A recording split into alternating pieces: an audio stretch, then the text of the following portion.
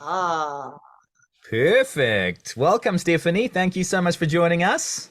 it's my pleasure. Good to be here. And yeah, as you can see by my attire, I am a big fan of yours, and I'm a big Dragon Ball Z fan, and I am very geeking out quite a bit to have you on. So thank you very much.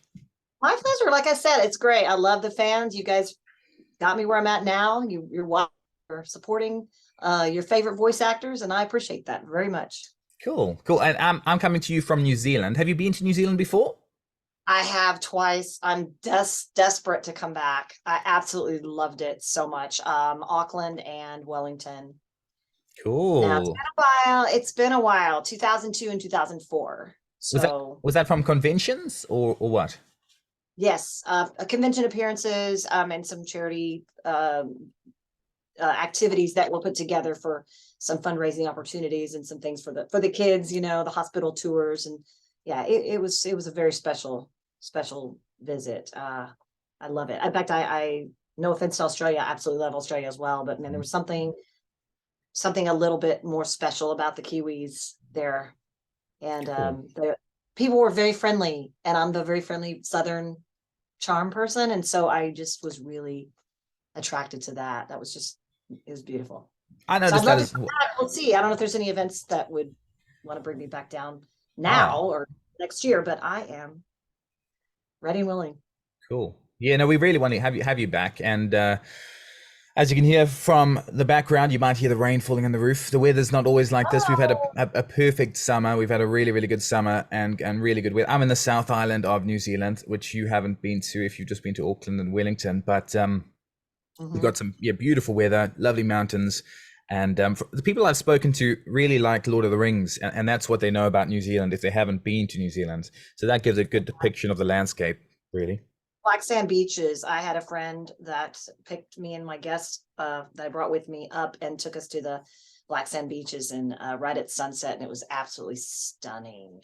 Cool. Yeah, no, the black. You're right. I'm on the west coast. Yeah, the black sand and the sunsets are gorgeous. So we get some lovely sunsets here. So for the people who might not know you, which is not many, what anime character are you best known for? I'm best known for the voices of Kid Goku from Dragon Ball and Gohan from Dragon Ball Z. Those are my two main characters, father and son as boys. I also do It's Kai. Oh my, she's a smaller character, but so much fun. Mhm. And I'm also a singer, and I've done was performed many of the animation themes back in the day, in the early days of Funimation, for Yu Yu Hakusho, Kitty Grade, Case Closed, and various others. Cool. What was your favorite role to encompass? I have different.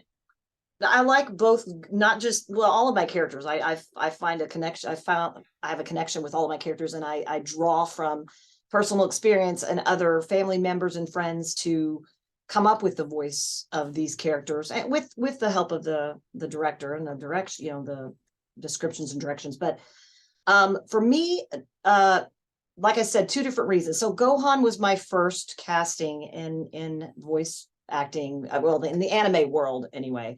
And so I have an affection for Gohan because I feel like I kind of can relate to him in my own life, and losing my mother right after I was cast. And then once I got to the Super Saiyan Cell Saga, the Cell Saga with Goku behind Gohan, we spoke about that. That's like my mom in the background talking to me to try to get me through my own demons and light over dark, and really uh, finding out my way through my own personal life, and the struggles and challenges that we all face. They're all different. We all have a story. So for that reason, I'm very attached to Gohan, especially when it comes to, all right, I've had enough. You kind of tolerate as much as you can, and then you're like, that's it, I've got a Super Saiyan, and then Goku, I'm very attached to and have more fun with, obviously, because he is funny and innocent, and he's just a raised in the woods little boy that doesn't know the difference between a boy and a girl, and it's super cute and innocent and loving and endearing the way he doesn't have a mean bone in his body. He says things that might sound mean but aren't because of his delivery. So I had more fun with that character because it was so carefree, and I enjoy laughing and making other people laugh. So those are two different reasons, but I love them both. Cool. Oh, that's fantastic. And as a fan of yours, I love your voice in both of those characters. That they're incredible, and it Thank shaped you. it shaped a lot Thank of you. my anime experiences so far. Now with that Kamehameha, I had to weeb out a little bit, and would you mind doing one with me? Absolutely. All right. Which voice? So, which voice? Do you care? Go. They're both, they're slightly different. Yeah, whatever your favorite is. Okay. All right. I'm feeling powerful today. All righty. Let's give it a go. I'm ready to kick some booty. Let's do this. Ready? Yeah. Ka me May. ha May. me ha. I love it. That's I like to awesome. add the ha-ha. Yeah, Extra that's. ha-ha at the end. I was hoping it wasn't just me that people heard, but because mine didn't sound good at all. But you sound amazing as Woo! always. Goosebumps. I love doing the Khmer wave with people. I do it all the time with kiddos and families, and we do little videos and TikToks. And Yeah, I uh, love your content. You are so fun and so full of energy in your content. Is that just who you are as a person? oh yeah, I'm a kid. I play the voices of kids, and so I've embraced it, and I just go with it. It may be too much for some people, but I am a very silly, playful person, and very nurturing. So like my anime, you guys are all my little anime babies all over the world. Sweet. So yeah, I'm naturally silly. I'm in show business. I've been singing and performing since I've been a child. So all the world is a stage, right? The show must go on and all of that. So That comes yeah, across. That definitely comes across in the way you talk and the way you are. That you're a happy person, and thank you for sharing the story about your mum as well. That's really special, and it adds so much more significance to that scene. yeah, I've And officially outlived her like 2 months ago, and it's just so weird to be her age when she passed, and to have her. She was just like me. I mean, I get all of my enthusiasm and excitement and happiness and loving vibes from her, and she was my fortress. And so it's interesting to look back at it, because I know it was all going on at the time, but then I'm like, wow, that was a crazy year for me. I mean, I you know got into the anime industry.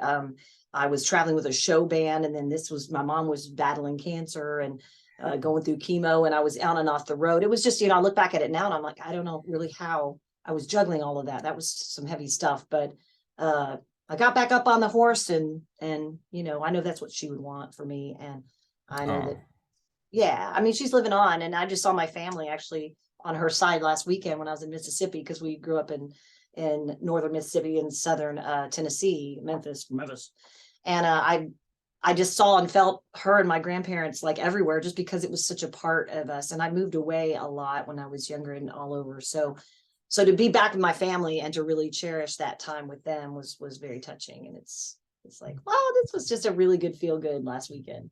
that's lovely. Oh, that's really nice. And did your mum? What did your mum think of your voice acting work? Did she manage to see much of it? She did. In fact, she was with me when the first episode that I saw actually aired on Cartoon Network, where Gohan was in it. He wasn't necessarily a prominent character, but he was in it, and it was so surreal. There's something different about it, knowing it's going through the waves of the TV and Hmm. people are hearing it all over, whoever's watching. To hear it on TV and be like, oh my gosh, that's me. Like, wow. I mean, I'd already been in music, and I'd already had music on different various radio stations and had performed live and on albums, but there was something unique about that experience, and to share it with her when she was battling for her life, and sitting on the couch in her little robe with her little her little cap, was just really special. It was just funny too. She was a funny lady, and she didn't know the name, so she said, is your name, now what's your name in that show again? Is it Gonad? And I died laughing, because Gonad. No, mom, it's not Gonad. I promise you it's not. It's Gohan. But so yeah, that was a very special moment. And then the other way that we would watch it, I guess, here and there, was just on the VHS tapes. Hmm. Back in the Hmm. day. It was before DVDs. So Mm. Oh, that's really special. I'm glad you got to share it with her, and I'm sorry for your loss. She sounded like a really she was special a woman. she was a big supporter of my career. She knew that you know, 3 years old and running around a creative handful, she knew that that was what I was going to do. And she was always there to support me. She was at all my recitals and all my piano and anything I was doing. So I know she's here. It's just we got to accept, you know, the challenges that life hands us and move forward and be vigilant, right? Yeah, very true. Yeah, never give up for sure. And now you've come this far and you've had such an incredible career so far. Do you think you were, when you were younger, how did it all start? Were you always wanting to go into the theatrical anime, not anime, but music, like you said, acting industry? Oh, absolutely. Yeah. I mean, I was constantly, I had a microphone in my hand from the time that my father got a stereo system back when we were little children. It was me and my older brother.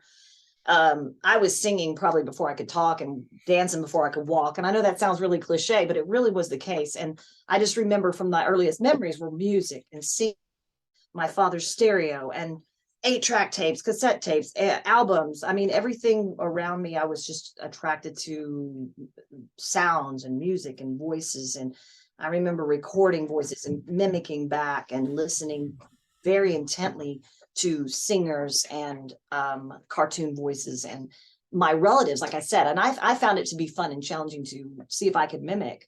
I wasn't making fun of them. It was me just saying, hey, I think I can do that voice. Can I do that voice? And if I think I can do it, and I'm amazed sometimes at how different I can make my voice. And I think a lot of that is attributed to a lifelong actions and of mimicking and voicing and using my voice, whether it was to, you know, crying in my room, learning how to yodel when I was in trouble in my room, talking in class. I'm not saying you should be doing that, people, if you're wanting to get in the industry. I don't recommend that. But, you know, things that I was doing in excess that maybe even more so than some of the other kids are what really paved the way for me to kind of forge a path. We did move around a lot. I was always the new girl, which was very difficult, especially being in the line of work that I knew I was going to be in. Thankfully, I was able to make a living out of it. But it was really easy to get picked on for that and you know, never really fitting in. And I think that's why now I have such a big heart and I'm so compassionate about anti-bullying and this whole industry of anime and these Comic-Cons and pop culture appearances are strewn with a lot of people that are nerds and geeks and what are they, weebs and misfits. And I really feel like I fit in with the misfits because I had been a misfit my whole life. I mean, I was doing really different things than people around me. I did have a friend that would we would make up a show and record it and we would interview each other. And I think I was like 11 or 12. And so I have these cassette tapes somewhere of us changing our voices. And, you know, I was just doing it. That was what I enjoyed doing. That and singing and show choir and dancing and theater. I majored in drama in college and joined a show band at 19 and never looked back. And so ever since then, it's been show business. Yeah. Entertaining and being entertained and learning about all areas and aspects of the industry, showmanship, getting over stage fright at a young age. Yeah, I immersed myself in it, but finished school as my parents were like, no, you're not going to go to Hollywood, not now. Right. So Might have been a good it's always a good decision and a good message. You said you were a singer. Do you have anything out at the moment? The only thing I have that's been recorded are albums that were released under my show with my show band, Vince Vance and the Valiants. There's some stuff on YouTube. I did write parodies and jingles. Kind of like a Weird Al thing. I started writing parodies for fun. I wrote one like Britney Spears. I called it Broccoli Spears. It was about eating your vegetables. I found that to be something creative that I could utilize where I'm actually writing lyrics, but not necessarily writing songs yet. But then once I started writing those parodies and work with lyrics, I was able to write music, and they are featured on my website, stephanienadolny.com. There were anime themes that I did help produce and direct other singers back in I think 2000, 2001 and 2. We did some themes. I did Yu Yu Hakusho's Sayonara Bye Bye, and then the opening closing themes to Kitty Grade. So all of that is on the internet. I don't know if I'm necessarily credited, but I do have those on my website, and I also have like a demo reel of some of my music and my voices as well. And then I did write Halloween Rocks and Kids Christmas, which are also featured on YouTube. And those were recorded well over 20 years ago. I have an album we recorded in 1997, that is for you youngsters, that we're going to be putting online later this year, either by Spotify or CD Baby or something. So that I'll be posting all that information on my social media to let everyone know if they want to hear it. You know, I'd love to get it released. It kind of just sat there. Some of these amazing songs and compositions are just, we just didn't do anything with it. It just kind of, it's just sad that sometimes happens. You know, you got to have the money and the promotion behind it to be able to release an album. Completely. And it just didn't happen. Yeah. And you, I mean, just having such control over your voice, I think voice actors usually have an okay singing voice, but I can hear from your voice you must have a beautiful one. Do you play any instruments while you sing, or are you just a singer? For the most part, just a singer. I did take piano lessons as a child. I do some light percussion, some tambourine. I'm actually, if when time allows, I'd like to take some more piano lessons and percussion as it would pertain to my life now. I did dabble in some piano around COVID. I was teaching piano to children, which I love children, and voice, but I'm not somebody that can sit down and play this amazing piece of music and read music necessarily, but playing it by ear and then taking lessons definitely added to my theory and understanding music and rhythm. And that also came to play when I was voicing and matching flaps of the screen from the Japanese animation. We would watch the flaps and try to match them. So my sense of timing was already kind of intact. So it was like an easier process for me to understand the logistics of how you voice act and dubbing in particular. So yeah, I've done a little bit of this and a little bit of that, but I've definitely over the years figured out what my niche is I'm kind of better at naturally. Nice. Yeah, and obviously it would have helped you with the rhythm and like you said, being able to put the placements in correctly. Have you who do you have anyone that you've worked with in the industry that you really admire?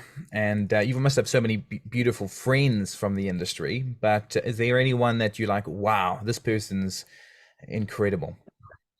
Yeah, I mean, I happen to like I said, I joined the show band Vince Vance at a young age, learned a lot about traveling, sharing the stage with amazing talent and caliber. We opened up for big names like Huey Lewis and Casey and the Sunshine Band, Vanessa Williams, Jerry Lee Lewis. I mean, the Spinners, the Four Tops. It was just a big internationally known show band that was just traveling like crazy. I mean, I was kind of a sheltered person that, you know, I got thrown out on the road, and it actually broke down a lot of barriers for me in a good way because I had been so sheltered, and I got to kind of run around and see how the other half lives, you know, visit other cities and countries and states and participate in the entertainment from anything from conventions to parties, festivals, fundraisers, nightclubs. I mean, we were just doing it all. And it was a really great hands-on experience for someone like me who did want to perform live and in studio recordings. And I actually wanted to pursue a career as a recording artist. It didn't materialize for me, but there's a lot of talent out there, and there's more mediums now and platforms to showcase your talent now more than ever. I mean, especially with COVID. I mean, we've got YouTube, we've got all these platforms. So I'm not going to limit myself or anything. I'm definitely not retiring or anything like that. I'm busier than ever. I'm booking pop culture conventions and comic book stores every weekend as much as I can. I absolutely love the fans. It's the best part of what I do, is getting face to face with them. So yeah, but it's on my bucket list to do another album and do one that's with me more in the director chair, more in the production side of it, and really choosing my musicians. I've worked with some of the best in the industry. We had a show band that was the house band for the senior breakfast at the WinStar World Casino, and about an hour drive north of Dallas Fort Worth, right over the Oklahoma border. And that was very special. I worked with, there were 6 of us, and everybody was just the best at what they did. And we were kind of pieced together for this particular show for this, the 2,000 seniors came in twice a week, and we played in the morning. We played it first thing in the morning.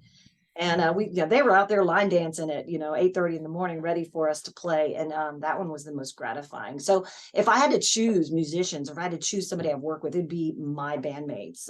Currently, I have two current bandmates in my trio that I absolutely adore. They're great singers. They're professional. They're just laid back. They're like my brothers. It's great.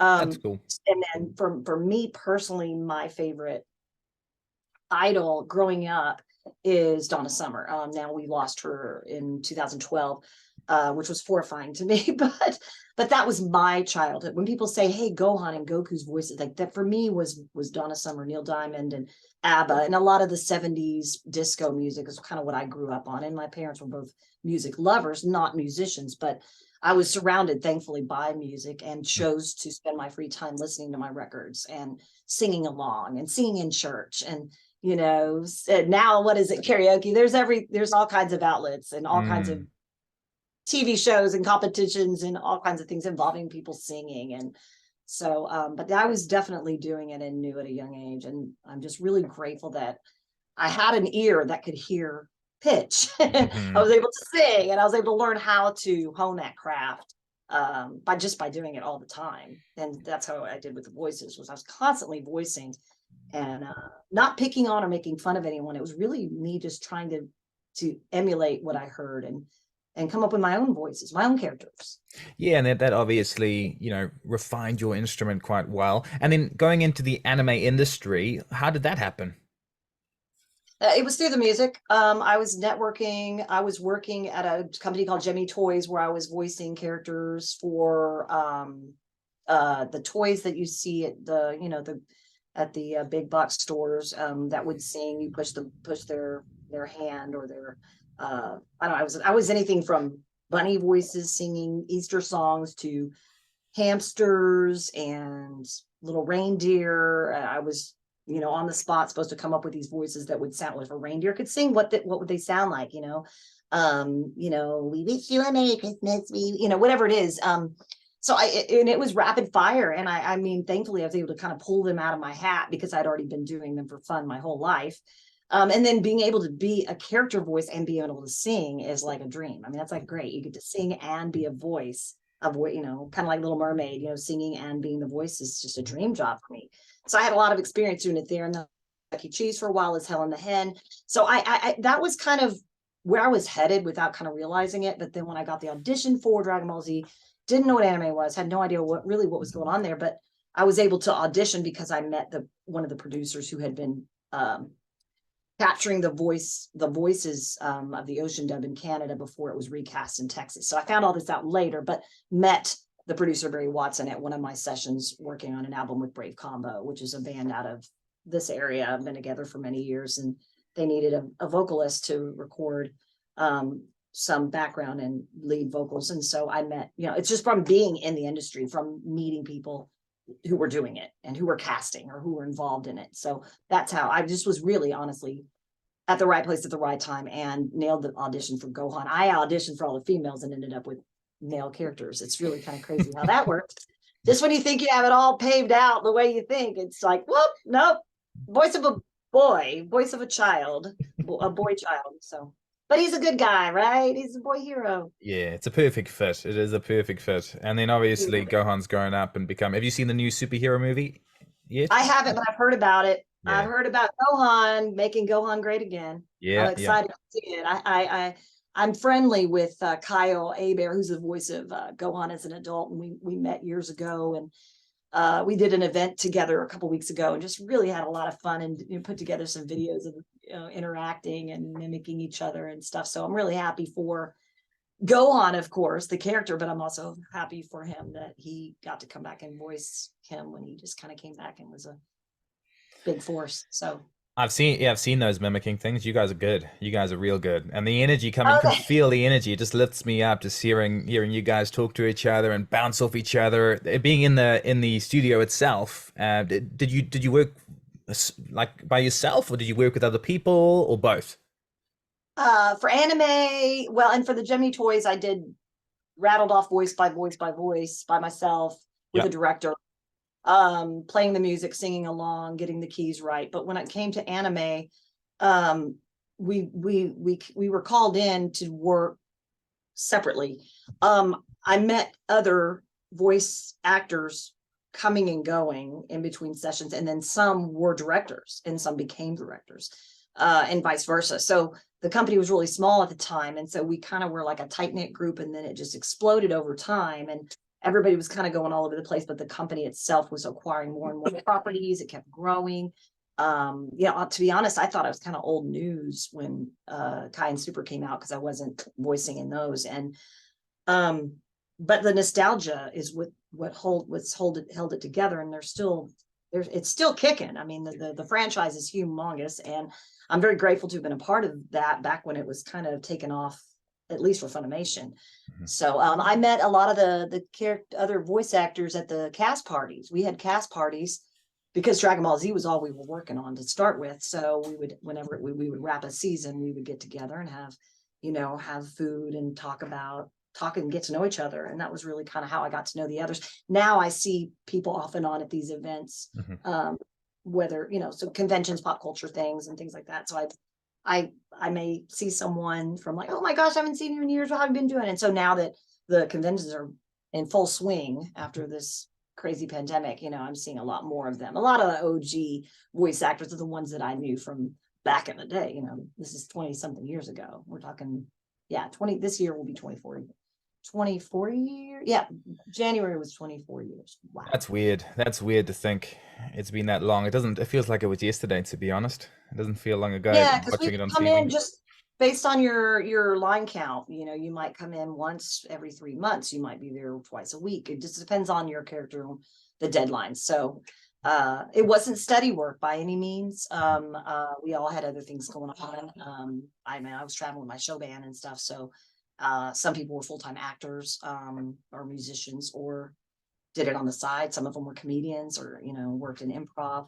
But I think the thing that ties us all together is all the people I know I've met have an acting background. There's acting experience, whether it was musicals or Broadway or serious acting. Most of the people I've worked with had worked in theater and had done live in person on stage theater. And I think that is definitely something that is important. I mean, you can have a great voice. That's awesome. But if you can have a great voice and be able to make it sound different and have an acting background, that's a plus. Definitely helps you out with your delivery and taking direction. I mean, there's a lot of self-discipline involved with voice acting, and you've got to keep your head in the game and or stay focused and listen to the direction. And that's been helpful and beneficial for me. Good. That's good advice for a lot of people as well, wanting to get into the industry. I'm very good at my South African accent. That's all I've got. So I love it. It's great. Reminds me of being there years ago and meeting the people and the volunteers and the other guests, and running around and sightseeing and going out to eat with everyone. And I'd love to come back. It is such a beautiful place. I love South Africa. They're struggling a lot with a lot of things at the moment, obviously, but I've got a lot of family there, and really? I'll be back. I'll be back again soon. I'm from Cape Town, so from the tip of Africa down there. Happy Africa. Yeah. Okay, so I just want to get into. I know you're busy, so I just want to do a couple more things. One thing is a bit of a lightning round, so quick fire questions, 10 quick fire questions, and I'm just going to ask just some basic, simple questions to get to know you a bit more, so your fans can get to know you a little bit better, if that's okay. Yep. So you just answer with the first thing that's on your mind, really, or the closest to the first thing. So, favorite color? Purple. Favorite favorite type of music? Disco. Beautiful. Favorite food? Asian cuisine. Yep. I like a hibachi grill. Cook it in front of me and feed me like Goku. Oh yeah, big time. Favorite, this is a hard one for some people. Favorite town you've been to? Probably Auckland. I'm not just saying that for your benefit there. My New Zealanders. There's something very special about. But it'd have to also be a tie with Memphis, Tennessee, which is where I was born Of course. and grew up, and my family is still, what's left of them are all around there. And I just was there. So I'd have to say Memphis, Tennessee. Like, Favorite dance move? disco. Disco, yeah, of I don't know. course. I don't know. I try to do the one from the 80s where you do your head. I don't Yeah. know. Are we being seen on this? Is this being recorded just audio or Yeah, video? no, video as well. So dance away. Oh my goodness. Let's go. Put it on. Yeah, so I like to try to do those, I don't know, those 80s moves when because we were all in like, middle school and high school, rocking the 80s. Yeah, 80s yeah. moves.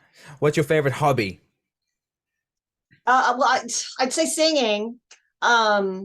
But it's not just a hobby. If I had to pick a true hobby, being silly, I don't know, doing voices, dining, trying new restaurants. I don't know. Anything involving people and entertaining people and laughing, and yeah. Cool. Sweet or That was sweet or very savory? rapid fire. Sorry. No, that's okay. Sweet or savory? Wow, I'm about split on that one. I want the savory, then I want the sweet.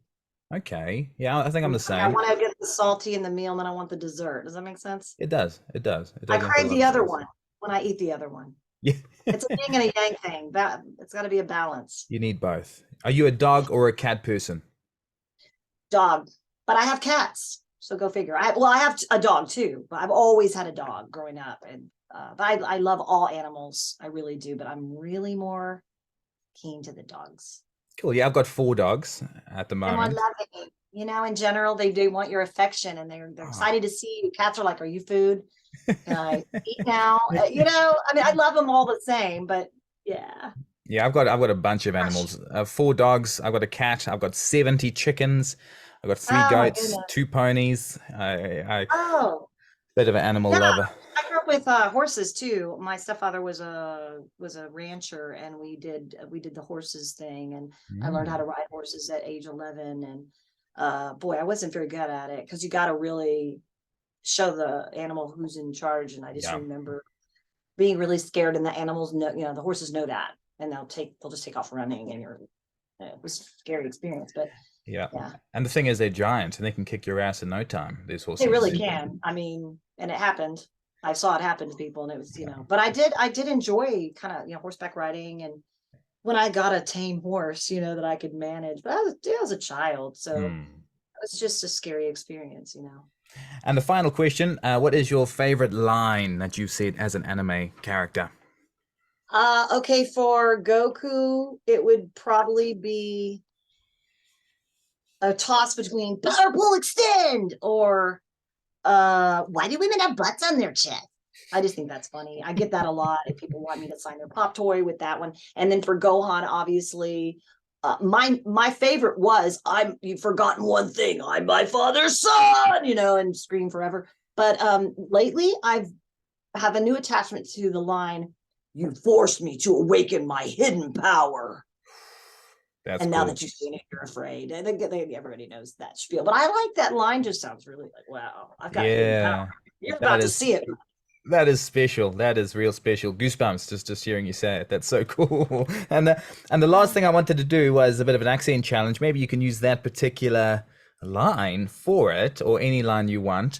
See if you can do it in a couple other accents. See if you can go Scottish. See if you can go Texan. Okay. Yeah, Texans. That's going to be natural for me. You forced me to awaken my hidden power. That'd be my Southern accent. Slow it down.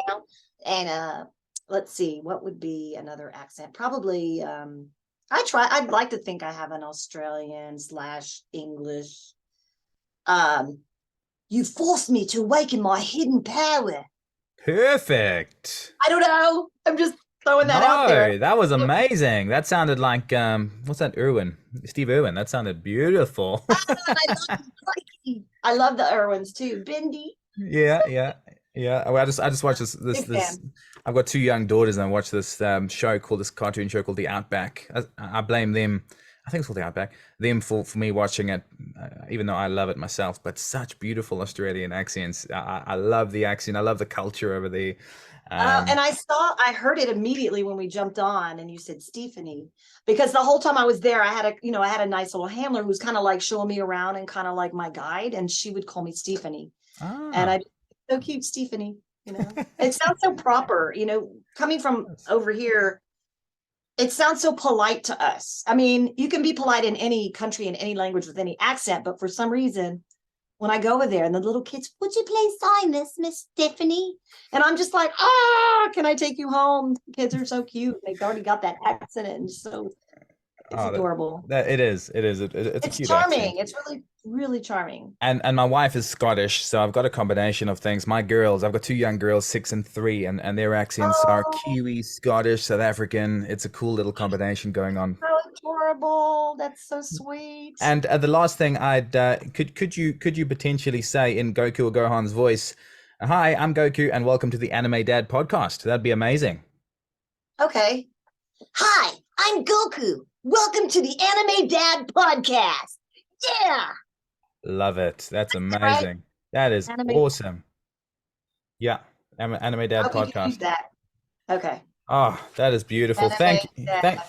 Stephanie. You're amazing. You're such an inspiration, and Oh, I hope so. to so many people. I communicated to the audience about who obviously I'm interviewing you, and this whole morning I'm talking to people about me interviewing you, and everyone's like, my goodness, tell her how much of an inspiration she was to me, and she is to me. And yeah, some you've got huge fans down here in New Zealand, and we love you and love your work and love your content and love your energy, so please keep it up. And yeah, Well, thank you you for guys are giving me the fueling time. it. I mean, I respond very well to the adoration, and I have to sometimes remind myself that when I'm having a bad day, or I'm feeling battered down by the bullies in the industry, it's like, you know what, I have to remind, kind of like, this is reminding me, hey, just hang in there. You got the people love you, and I need to stay in good shape for them. I need to be there for you guys, and so it's like a nice little reminder. It's like a little Do you have any cycle. bad days? You don't seem like the person to have bad days. Ah,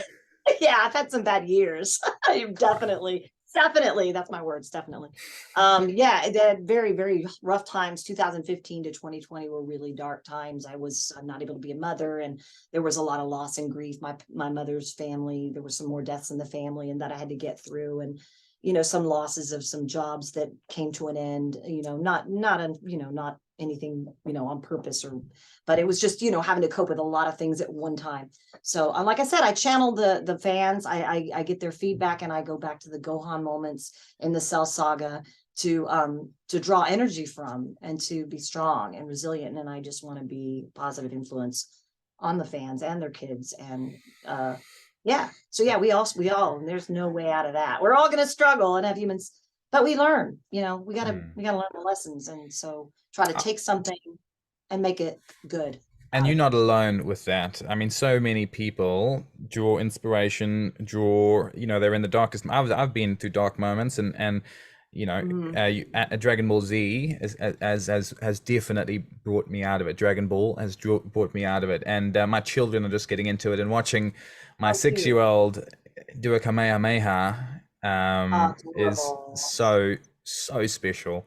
It's So stunning. no, thank you so much for your time, Stephanie. As I said, we love you. If you ever are looking for adoration or inspiration or anything, chuck a post up on Facebook, and you'll get so many loving comments from your fans, because we all love you and appreciate you. And hopefully, you'll come to New Zealand soon, and we can see you in person again. I would absolutely love it. I'll be on the lookout for any opportunity that comes my way to come back, and it's been over 2 decades. It's time. It's time for the return. So thank you for having me, and I'm just so grateful for this opportunity, and to channel this through all these different mediums, and to get the feedback. It's just been great, and my fans are really my world, and they need to know that, how much they've helped me through my own life. So thank you everybody so much for your love and adoration, and for the feedback of all these good things that helped you get through your tough times, and have a good escape with your Dragon Ball Z stories. Love it. Thank you, Stephanie. Thank you so much.